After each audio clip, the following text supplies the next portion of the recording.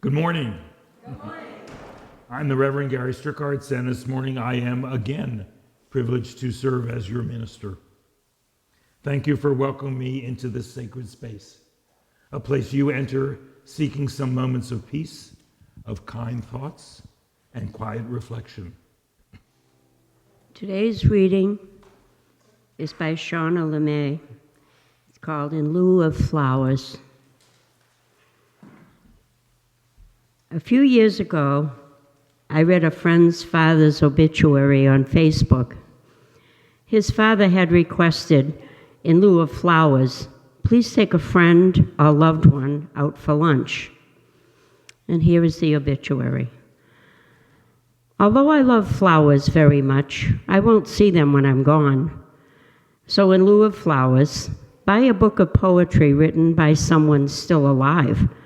Sit outside with a cup of tea and read it out loud, by yourself or to someone, or silently. Spend some time with a single flower, a rose maybe. Smell it. Touch the petals. Really look at it. Take out a paint set and lay down some colors. Watch birds. Common sparrows are fine. Pigeons, too. Geese are nice. Robins. In lieu of flowers, walk in the trees and watch the light fall into it. Eat an apple. A really nice big one. I hope it's crisp. Have a long soak in the bathtub with candles, maybe some rose petals. Sit on the front stoop and watch the clouds. Have a dish of strawberry ice cream in my name. If it's winter, have a cup of hot chocolate outside for me. If it's summer, a big glass of ice water. If it's autumn, collect some leaves and press them in a book you love. I'd like that. Sit and look out a window and write down what you see. Write some other things down in lieu of flowers. I would wish for you to flower. I would wish for you to blossom, to open, to be beautiful. Here ends the reading.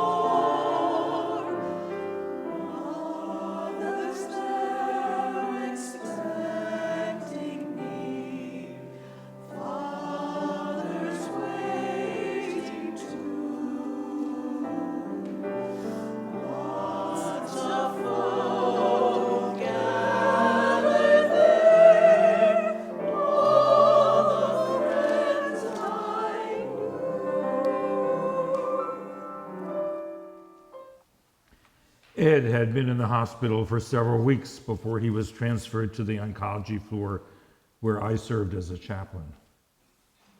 He had a rare form of cancer, and the chemotherapy treatments were limited to experimental ones, and none of them were working. He loved our time together, those less than hour-long opportunities when he got to talk and I got to listen to his story, the long one of his life, and the short one of now, how he was drifting towards a vanishing point, alone and in misery. His vision was so poor that my image in the darkened room was a blur, and sometimes the pain in his ribs was so bad that he struggled to breathe, and speech was suspended. So we sat there together with silent connection that said as much as any words. All his siblings had died. He was the youngest of them, and he had no wife or children, only 2 nieces who lived in Maine, near where his trailer home was parked. More than anything, Ed wanted to die peacefully and soon. But no one there could help him die. Massachusetts, as you probably know, has no law, no pathway for assisted end of life. Such an act would be, and in fact is, a felony. Ed hoped a niece could take him back to Maine, where physician-assisted suicide is legal, but the trip would be too traumatic, and he'd likely die on the way in the ambulance that was required for his discharge. That would have been fine for Ed, but not for the ambulance service. And even if he reached Maine, he'd have to wait months before the procedure would occur. It seems like death, as well as much of life, is tied up in bureaucratic snarls. Mercifully, Ed died a few days after the return to Maine was ruled out. I wasn't present then, but my reaction on learning of his death was both sadness and relief, and a resolve to continue to work to legalize patients' ability to find a way to end the suffering that often attends life's end. For too many years, there's been a fierce battle in Massachusetts about physician-assisted suicides. Many see these as acts of kindness and compassion, helping to bring an end to a suffering life for which there was no acceptable medical solution, no cure, but only a long, slow, and often painful decline. They believe that the aiding caregiver is an angel of mercy, acting in reverence for life's dignity. To many others, however, this behavior is nothing less than murder. Politically conservative folks and many religious leaders have vehemently opposed the legalization of such assistance, arguing that God, as if we all agreed on that word's definition, had made life and only God should be allowed to end it. Never mind that many patients are living as a result of extraordinary technological supports and would quickly die if that support was withdrawn. For many of them, such actions directly contradict a doctor's sacred duty to treat illness, cure diseases, and save lives. What kind of a doctor kills people, they ask? And beneath this question, I think many may be worrying that when they or a loved one is admitted to a hospital, are they going to come out alive?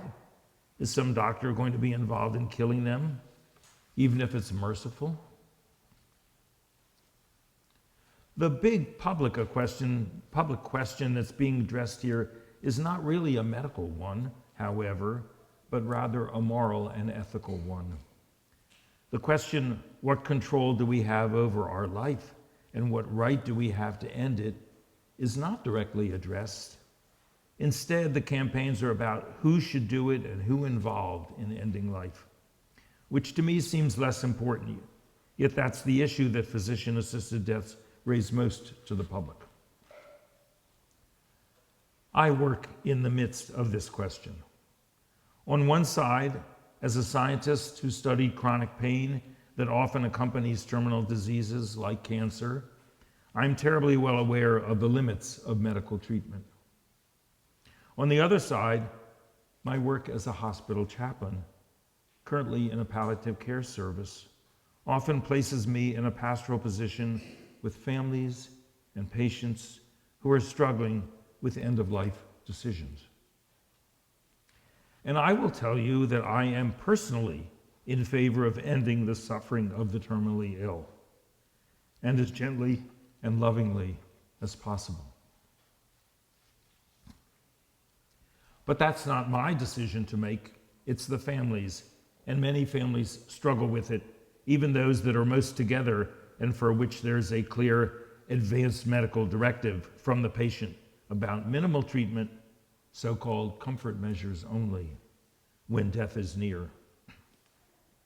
If these families struggle, imagine the conflict and the angst of families who have no such advice or who've been conflicted on other interpersonal, financial, or custodial issues for years.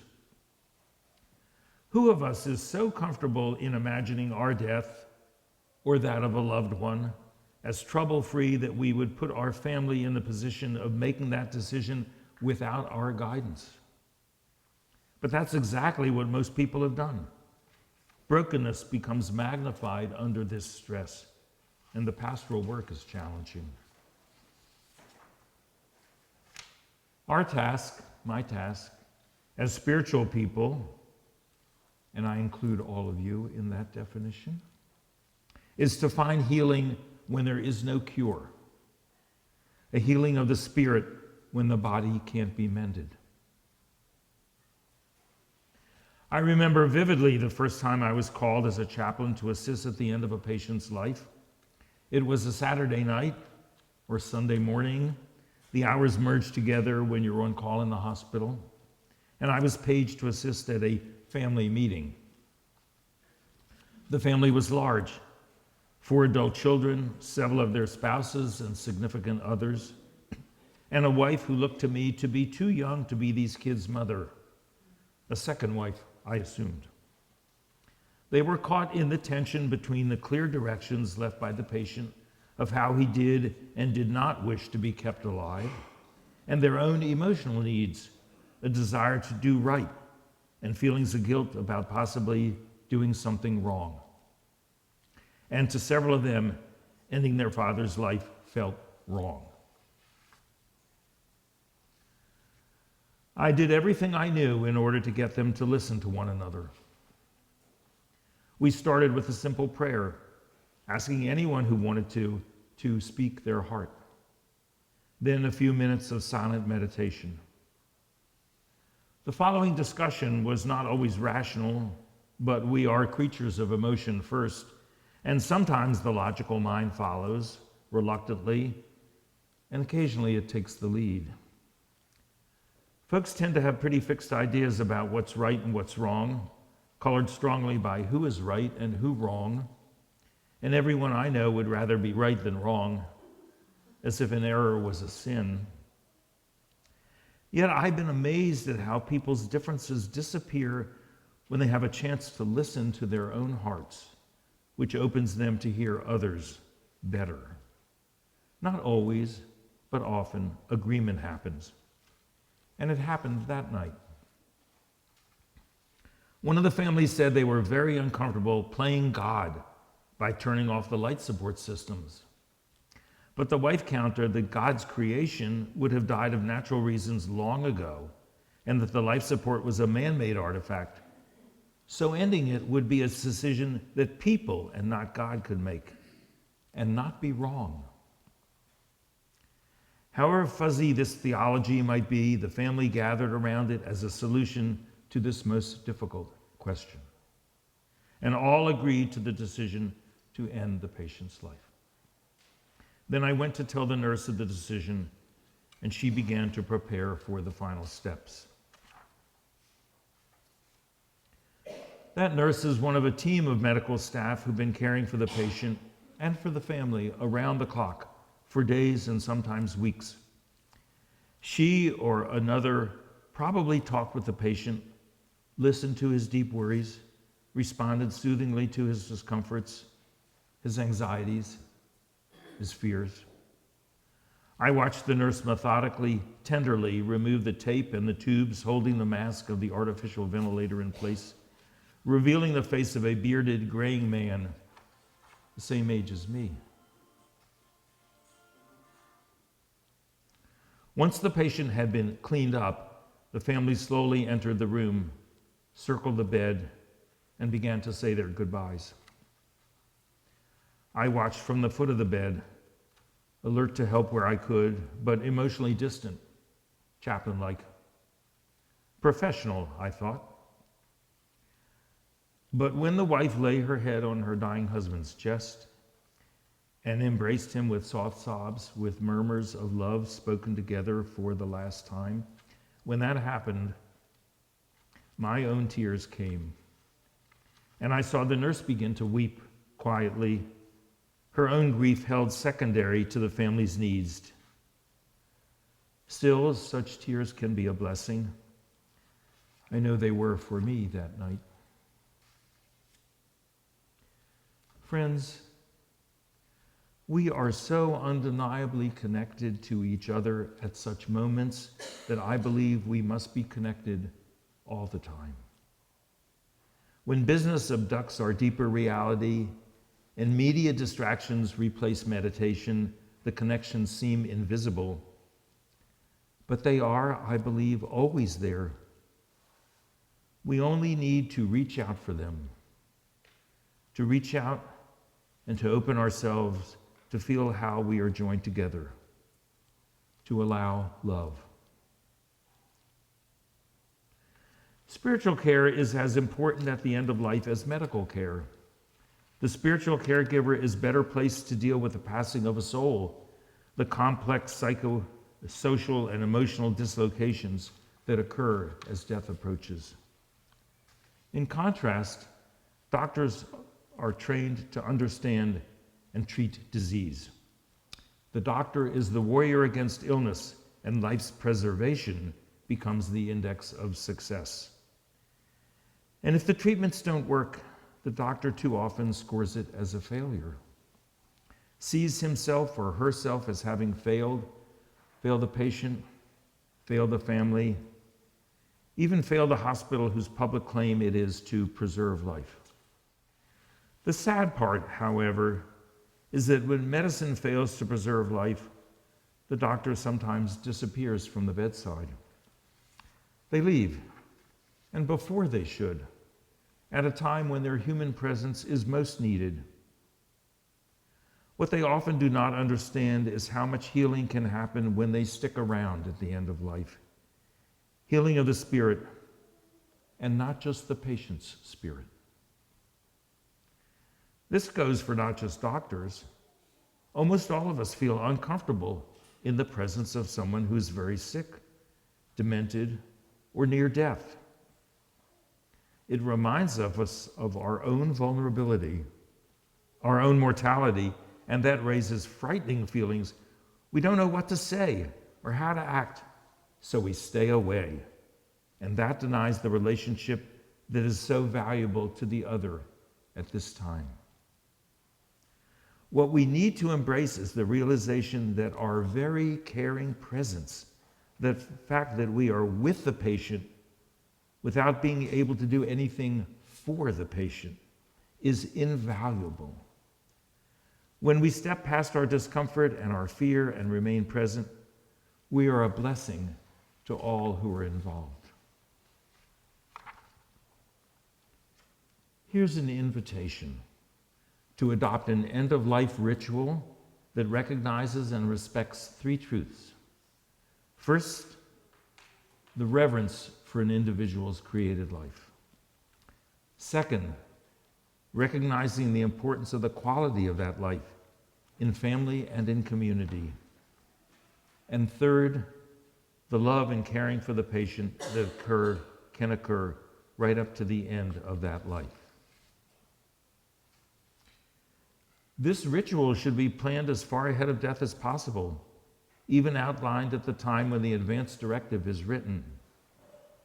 And you will have an opportunity to do that as per Reverend Vicky's directions and instructions in the coming weeks.